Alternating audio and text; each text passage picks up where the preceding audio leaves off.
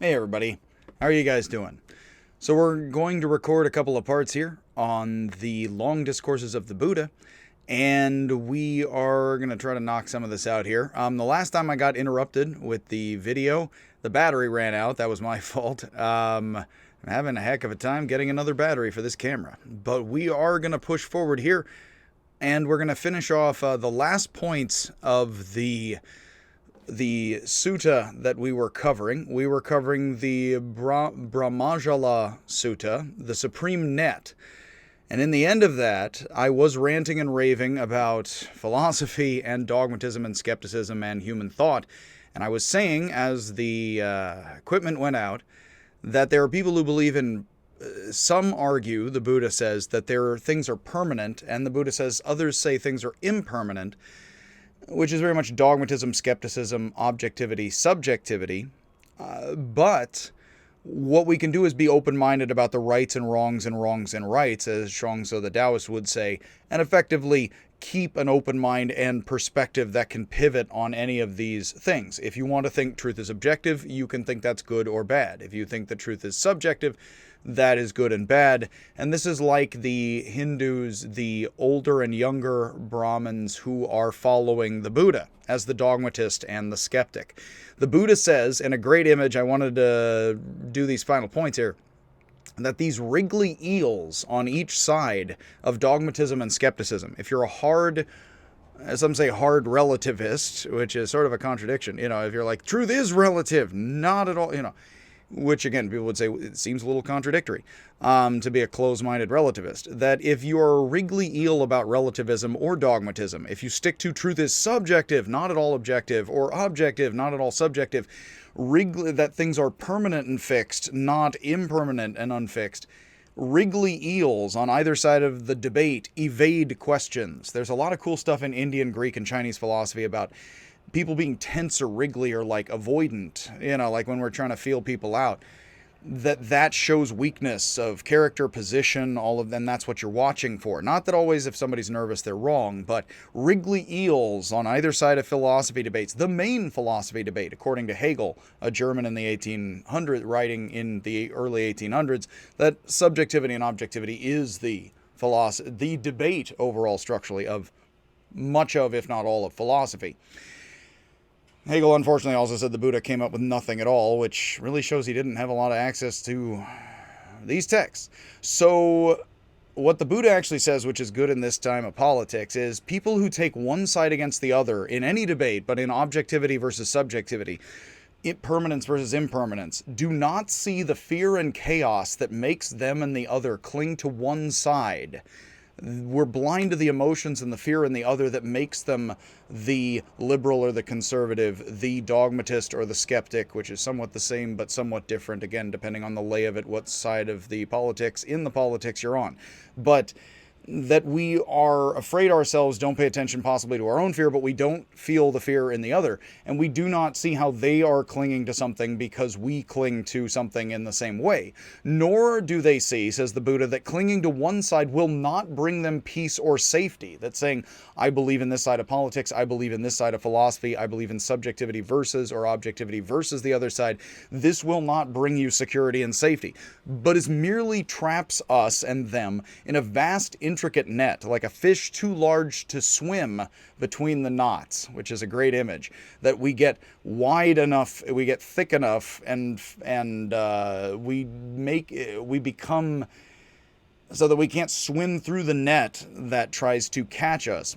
So when anyone sees what is beyond all these sides, says the Buddha, they see what only the wise can see, the supreme net of all possible viewpoints and the superior victory over all battles. So this is the end of the first of the long discourses that we are covering. And you can see that the Buddha is actually saying if you believe too much in objectivity or subjectivity, in permanence or impermanence, you have not yet won the true final victory. And the final victory, which I find very Wittgensteinian myself, is that there is a view that things are both objective and subjective, and it is both and neither all at the same time.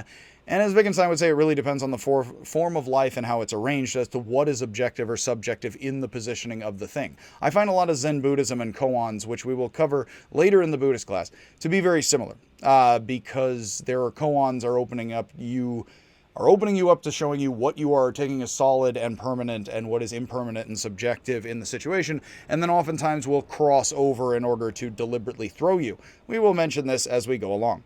So the second of the long discourses of the Buddha that I wanted to cover, and again, as I mangle the names because I am not a native speaker in the slightest, the Samannaphala Sutta. I'm probably mispronouncing that every time. The Fruits of Homeless Life. Buddha is staying at the Royal Doctor's Mango Grove, which is a pretty cool place to spend the night, I imagine, when King Ajatasattu, one of the first in history to use catapults in war, actually, rides in on 500 elephants to ask questions and bring peace to his heart. The king fears a trap, as hundreds of followers are staying with the Buddha, and they're completely silent as they approach. And so he doesn't know who the Buddha is from any of his followers. Later, there's a text where the Buddha comes upon a group of people who are very Nietzschean and all arguing, kind of. And he can't tell anybody apart there either. It's notable both texts are like, oh, you can't tell anybody apart when it's all peaceful in Buddha. You can't tell anybody apart who the leader is when everybody's all rough and violent and stuff. It's like there's sort of a parallel there that's awesome. We'll get to that one, which is a great text, in a bit. So the king asks Buddha what his followers make that can be seen, as all who work at something produce something. Philosophy is, of course, makes nothing at all, is highly profitable. Again, as Colbert said, art, a three-letter word for disappointing your parents, And it's like, yes, you don't really make something concrete you can sell with philosophy, which Diogenes understood very well in his tub from the marketplace. So the Buddha asked the king, it's like, what do you make, Buddha? Where's your product? How much are you moving here with the impermanence? Buddha asked the king if he has asked this question of other sages. You've been around other philosophers, you heard their stuff? The king says, yes, I've been to 6, and yet I still don't have any peace of mind. I still am neither enlightened, and I'm not enlightened about it, I'm not understanding, and I'm unsettled in mind about all this, so I want to understand. These 6 philosophers are known by Buddhists as the 6 false sages, the 6 false philosophers, because the Buddha himself is the true philosopher, according to Buddhists. Surprise, the Jains like Mahavir, and the Tirthankaras, and the Buddhists like the Buddha, apparently. It's, news flash. All at once, throughout the cosmos, right? So the Buddha is... Notice the Kung Fu battle positioning of Platonic philosophers in China, Greece, India that's going on here. You're having the Buddha basically placed against 6 very specific philosophers, and the king, a king who's a trustable source of witness, I'd imagine, has royally gone around and talked to all these philosophers as the royal rich patron person, and he has decided that all have been weighed and found wanting, and the Buddha's like, let me take a shot at it. Now guess what's going to happen in a Buddhist text when the Buddha asks a king about the 6 philosophers. So what we're going to get here in this text is the summary of 6 philosophies that are not Buddhism, which is what the text is doing for the average person in India. It is summarizing 6 philosophers in the form of a king asking the Buddha questions, which is a great form to present Buddhism in, and then it is refuting all 6 of these forms. This is very kind of Platonic dialogue in essence, because we are refuting. And when I say Kung Fu battle, I mean not only that you go fight the other guy who is the head of the other school, but that in philosophy in China and India and Greece, you oftentimes go and find the head of the other school or the other head sage, and you get into a battle with him. Not a physical fist battle, yes, a battle of the mind. Sun Tzu says if you win the mental battle, you don't have to resort really even to the fisticuffs if you know what you're doing. The Buddha says all kinds of things like that. If you win the mental, you do not even have to lift a finger, is very kind of Buddhist in essence and language. And then that's Kung Fu, actually, Gong Fu, because that's Buddhist in China, and that's actually connected. It's not completely inappropriate, to then parse that out to the training of monks and then battles physical. So there are these 6 false sages. So there are these 6 false philosophers who he has to defeat in an amazing, again, traditional Chinese movie here, which is actually ancient Indian philosophy. So this is history, and this is a history text and a philosophy text all at once. So The first, Kassapa, told the king that nothing does anything, that no act is evil, and talked as if there is no difference between a breadfruit and a mango.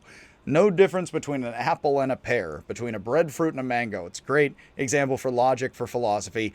Total relativism, say nihilistic relativism, some would call it possibly. There's no difference between any two things at all, and there, you may as well not even figure it out in the slightest. So the king got up and he left, not knowing if what he said was right or wrong. And he's like, I don't know if that is the truth, that there's no difference at all between an apple and a pear, a breadfruit and a mango as two common Indian fruits. So you know what? I'm gonna ask one of these other guys. So the second, Gosala, who is a guy mentioned enough, who is a sage who used to have a ball of twine. He said that there is nothing in particular that can be done to change the pleasure and pain we are fated to live out, like letting a tossed ball of twine unwind. Gosala was a philosopher who could have been somebody like Mahavira or the Buddha and started something like Jainism or Buddhism. He had followers at the time. He basically was saying somewhat unlike Jainism and Buddhism, and his followers were saying that you cannot actually really do practices that the Buddhists and the Jains more believe you can do active practices to work on the karma and the stuff you have built up in you. Gosala believes that you cannot, you just have to abstain from certain practice, get yourself in a row, but you just have to sort of wait it out or talk it out. It isn't entirely clear, but you should accept your karmic fate very stoically here, rather, the Stoics over in Greece, and you should let the sin and merit, the good and the bad, sort of run its course in you out, given what you've already done now. Before you become philosophical and sage-like and changed your act, it's unclear somewhat, because he didn't his philosophy and his followers didn't survive to become Buddhism itself like the Buddhas did. Maybe he wasn't as good a thinker, maybe he was and he wasn't remembered. But essentially, he said you just have to let yourself sort of be like a ball of twine rolling downhill, and just let it all roll out to the left and to the right and to however it works, and you can't do anything about it. You just have to let things roll out. Now notice, basically the first guy says, so there's no difference between anything, but he doesn't say anything about, and then you let everything work itself out. The second Gosala is saying something like, well, you can't really do anything positive or negative. You can't really sit and meditate and discipline your mind, because that just may screw things up, mix things up a different way. So you just have to sort of live life more aware, I guess. It is difficult to know exactly what Gosala is saying, but he is probably saying something like, possibly, that you allow things to work themselves out, but you do not sit and meditate. You rather just sort of with a new mind, I suppose, with a better mind state, you progressively let yourself work yourself out and unwind. Which is not a terrible philosophy. Probably Jainism and Buddhism succeeded more because they actually give people practices that are kind of hardcore and impressive, which are designed to proactively shed karma, as the Jains call it. And for the Buddhists, they don't believe all karma is bad, so you would shed bad karma and grow the seeds of good karma and action in you and your mind. The Jains would more have you root out all karma in yourself as much as possible, because they tend to see all karma as negative and bad. So, the third of the six sages, Kasakambala, says that there is no afterlife. The Brahmins don't know what they are talking about. Hindus, what do they know? We consist of the four elements, with earth returning to earth, water returning to water, fire returning to fire, and air to air, so human survival is pointless. Excellent. Which actually, again, four elements, like there were in Greece. There are sometimes five in China, with metal in there, and which some would think as kind of earth and mineral rather than metal or separate. It gets interesting and different in variations of these systems, but 4 or 5 elements. You have these mixed up in your heart and your lungs, the air, the water, the fire, the energy. When people die, they get cold and they stop breathing, so they stop moving. They get cold. The heat and the fire and the air leaves the body. You stop breathing. You get cold. The fire and the air, and then you rot, and your body returns to the earth, and the water leaves, and the blood goes downward. The elements seem to separate out of you into their natural places. Notice again, there's not really, this is actually a very similar one to Gosala in a sense, although instead of you're just unwind, he basically is like, yeah, just unwind and become these specific 4 elements. So the first guy just said, there's nothing, no difference. The second guy says, well, you just got to let it all roll out of you. The third guy says, yeah, you roll out of it, and here's the 4 elements, and the way you just go back to this. So far, this has not really given us any positive progress forward. So the king is noticing all this, and this is Buddhist presentation of these philosophies, of course. So the fourth, I believe it would be pronounced Kasyahyana, says that the 7 elements, including pleasure, pain, and life, which are elements, physical, are indestructible, and all things are simply rearrangements of the same. This is actually like many Greek philosophers, it's a bit like the Jains a bit, where there are just some elements they intermix, like the Sharvakas, and then they go back into their states, which again is much like the third guy, is the fourth guy. The fifth guy, Natapata, revered as the Jain Tirthankara living at the time of the Buddha. So this is actually the ranking Jain of the time who's going to be put down by Buddha here because he is a false sage. That means the Jains are false. The Buddhists are true, as presented in the text. Said that moral restraint is self-control and perfection to the extent it is embodied, which is very Jain. The Jains actually believe pretty much everything we've talked about so far with these 6 sages.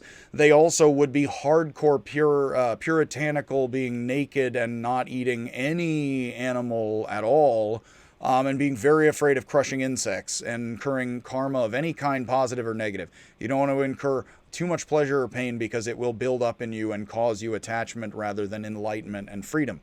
And they are hardcore moralist about it. The Buddha ultimately thought the Jains were too one-sided and moralistic, which is odd because the Jains are advocates of the principles of skepticism, such that the Jains do not see themselves as ekantavada, one-sided, dogmatic. They see themselves as ekantavada, non-one-sided, but the Buddha is claiming the Jains are one-sided, and he does a lot. So the Jains are just moralistic here, advocate self-control, and then you go back into the elements, your mind gets purified, that's great. This doesn't actually here mention that the Jains also think you don't go just back into the...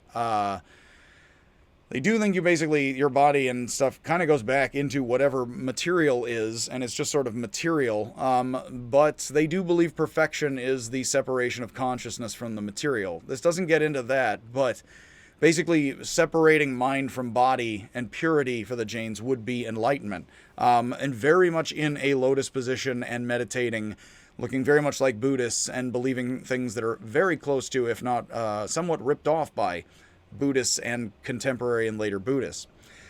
So the sixth, the final false sage, Belataputa, says that we cannot know or say there is or isn't an afterlife, or if there is both or neither.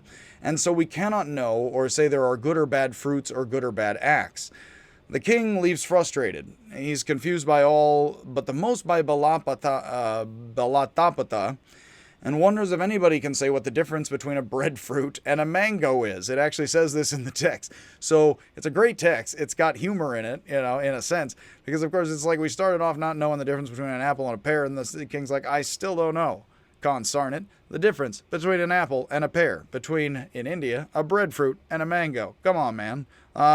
I don't know how any of these philosophers are going to tell me anything such that it's not some sort of weird relativism that doesn't tell me anything entirely. Although the Jains with the moral purity, hey, be moral, that is telling you something quite concrete.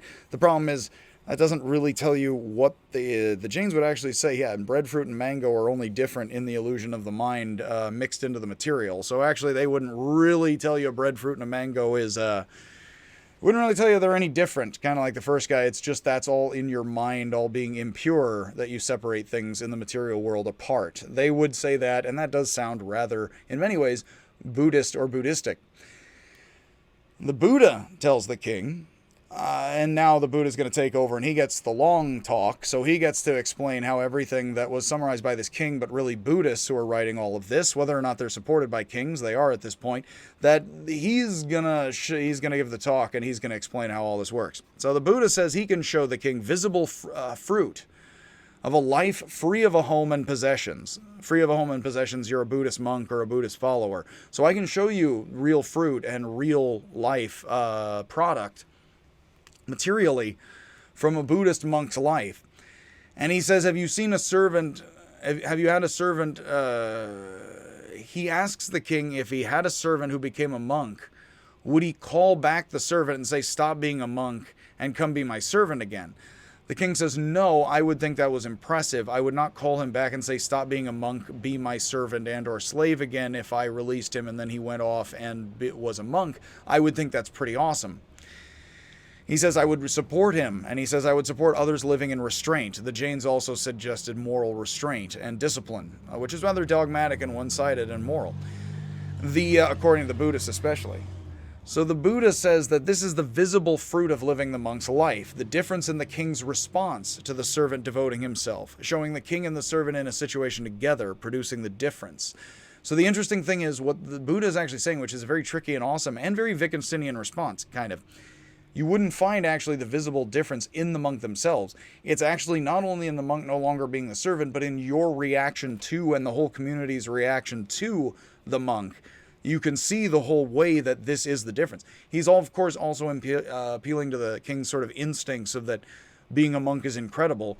He's like, but the very fact that you react right here to this monk versus servant in a way that you do, there's your visible response right in front of you, your own reactions, like that people react like you and others to monks is the visible fruit, which of course is tricky because he didn't actually say anything about how the monks themselves look or act.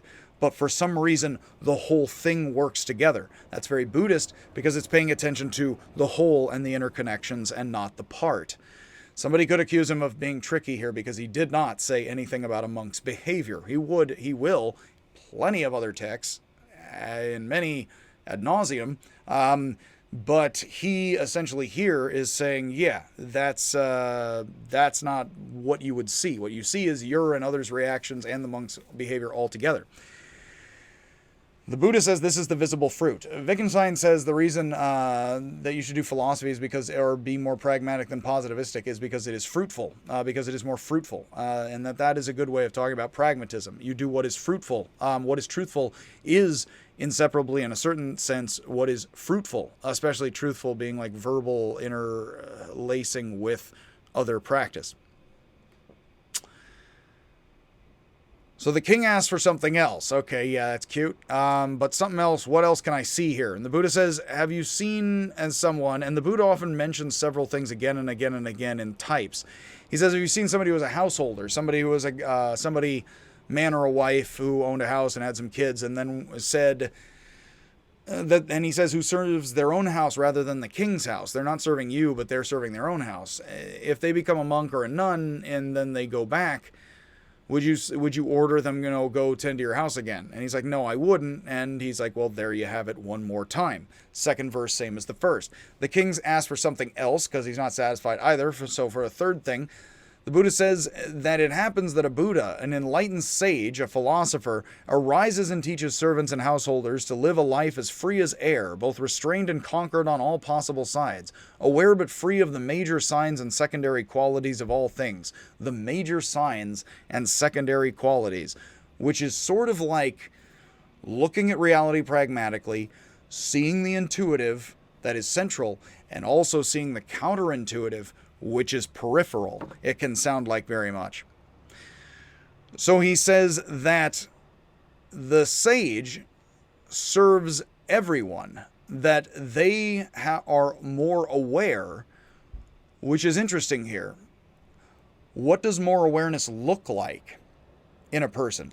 Well, it could look like them looking around with their eyes, but they might shut their eyes and be using their ears at a time, hearing the passing car. So basically, awareness is not looking like looking with your eyes or looking with your ears. There's parallels in other later philosophy here. So it wouldn't be that the monk looks like they're a more aware person, but in all the interactions of a more aware person versus a more ignorant person, you would see in the situation and pragmatic situation of the more wise person better interaction with everything and others, and the respect and admiration and or I guess fear of others or whatever have you, and the whole interacting of nature with the sage, the whole interacting of the community with the sage, the whole interacting of the knowledge and the forms with the wisdom and the perspective. That is the visible, as all of it right in front of you, interactions of wise and foolish people, and how you see the patterns of wise and foolish behavior as the interaction of several things together. That is the visible fruit. That is a really great answer, because it's a very Buddhist answer. You don't actually see wisdom in itself. You can't stare at somebody and know they're wise even if they're sitting there and meditating. You can see how everything interacts with them, and they interact with everything both ways. That is exactly very much Buddhist thinking, and it's in the mouth of the Buddha here, but we do not know with absolute positive truth, if we know anything with absolute positivism and objective truth, that this or any of this is exactly what the Buddha, the guy, said, of course. This was all written down, again, sometime maybe 100, 200, 300 years or more after the Buddha lived or spoke. And so these are refined texts and talks, probably, that are boiled down to certain points, just like I am actually cutting out a lot of it for you. So the Buddha goes on and says, abandoning worry and concerns purifies the heart of doubt and fear, just as a prisoner feels free after prison. Notice again, it's like if you're in a prison and then you're out of prison, what would it look like? Well, you might be jumping for joy, or you might just be standing there waiting for the bus, but it would feel and be and interact all differently. Just as servants feel free when they are freed from service, slaves and from slavery and bondage. Just as wealthy merchants feel free when they reach the edge of the desert and find a village. Notice not water, but actually people. The joy of freedom is the visible fruit of awareness, with joy filling the body and focusing the mind. Here we have a little emotional alchemy here. And this sort of thing can get more esoteric and very specific, and also just be general sort of human truth. But Buddhists can get very precise about these different emotional interactions.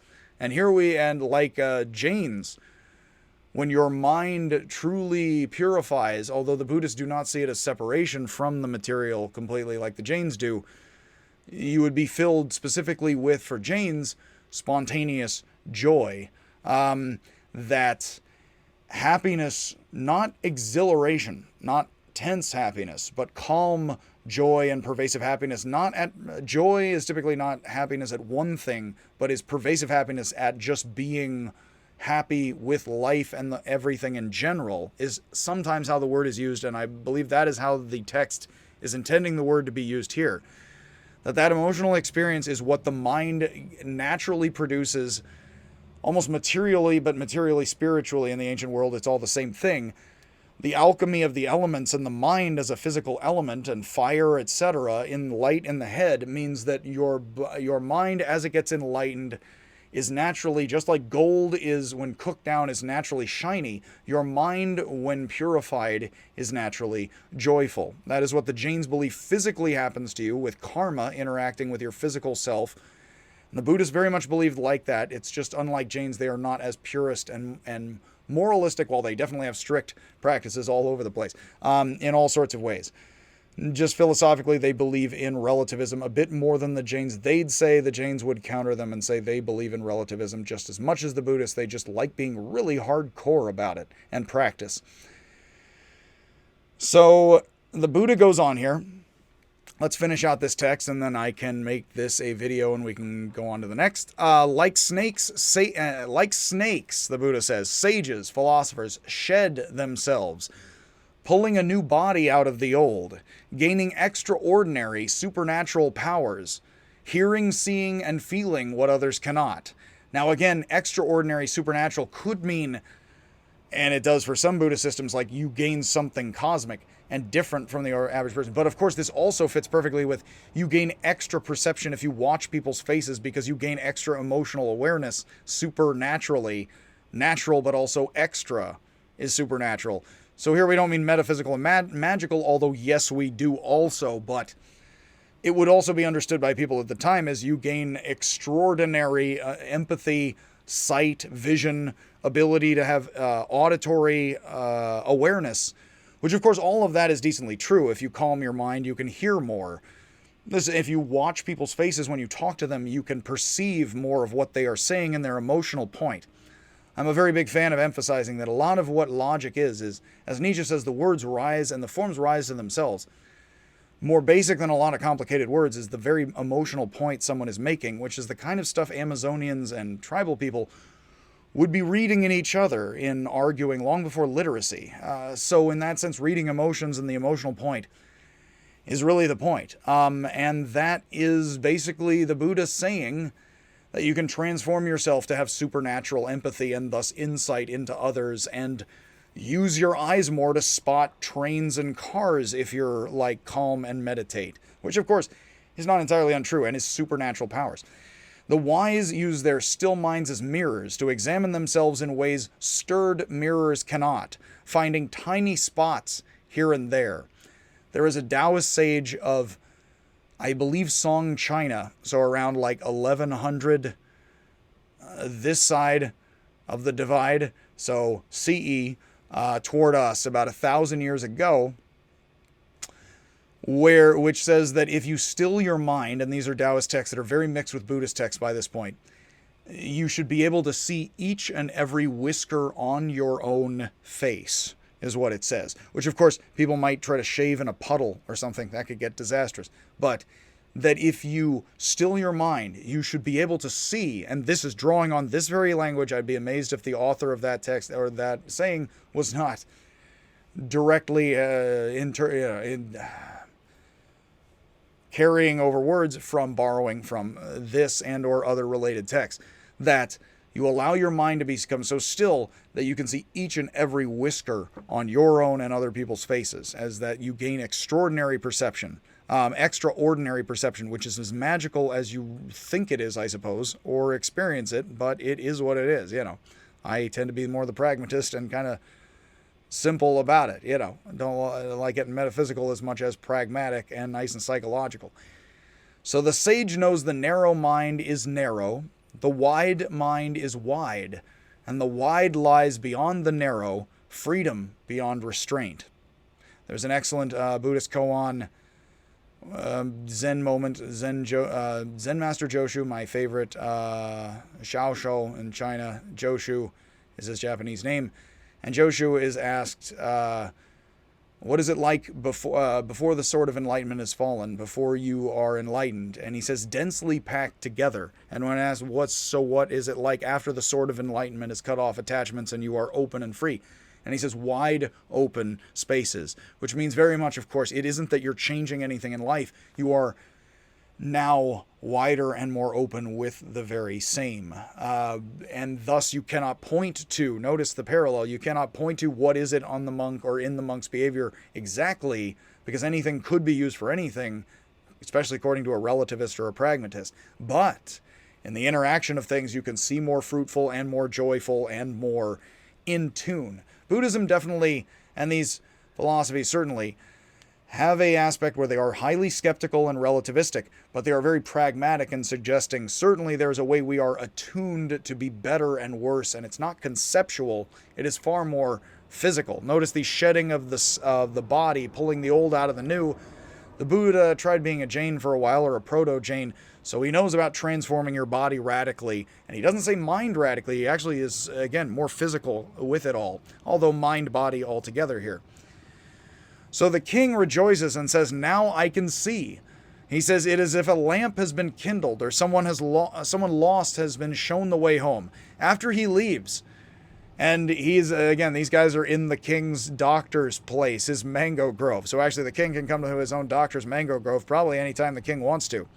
So the king takes off back to his own place from his doctor's garden mango part. And after he leaves, the Buddha tells his follower that the king's fate is already sealed for killing his own father to take over the throne. And that even though the king now sees that this was wrong, if he hadn't killed his father, he would have gained his freedom. Which, this is probably quite, the Buddhist community at the time seems to definitely not like that king or that motorcycle. I imagine they didn't like motorcycles, because motorcycles, of course, didn't exist at the time. So how could they like them, It couldn't be. They must have disliked them thoroughly. So, yes, that this king is obviously a jerk the Buddhists don't like historically, and he's going to go down. And the Buddha says that guy's going down. And of course, Jesus, Muhammad, others do point at very specific people, and they're like, well, not going to be good for that person. And that would definitely tell you that the community, at least by the time, did not like that guy. Notice, it may be actually that this whole text goes through when they like the guy, and then at the very end, the Buddha happens to say, by the way, we just interacted positively with that guy, but oh, by the way, I don't like that guy. That could actually be tacked on at the end. Possibly because the text changed hands. And so it would have been that maybe somebody decided that king wasn't so cool anymore, especially after a bunch of people killed a bunch of other people somehow, and power shifted hands. Anyway, that was the the wonderfully named Samannaphala Sutta, the fruits of homeless life. Homeless life here, not necessarily sleeping on the street, but being a monk or a nun and abandoning worldly possessions and becoming a very serious philosopher and also religious person by joining a Buddhist monastery of some sorts. So yes, all right, we're going to stop here, and we're going to go on to the third part next, and we'll talk about more Buddhist long discourses. So anyway, have a good one, guys, and I shall see you in the next life, and the next one, and the next one, and the next one. So yes, it's going to be a long slog. I'll see you guys tomorrow.